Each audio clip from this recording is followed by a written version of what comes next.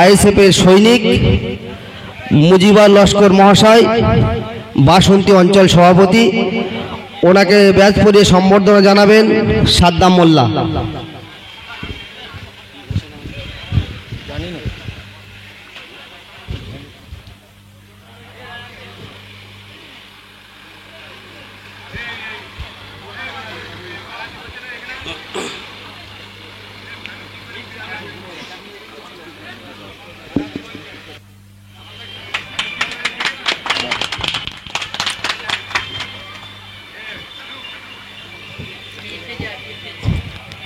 এখন ব্যাচ পরিয়ে সম্বর্ধনা জানাবেন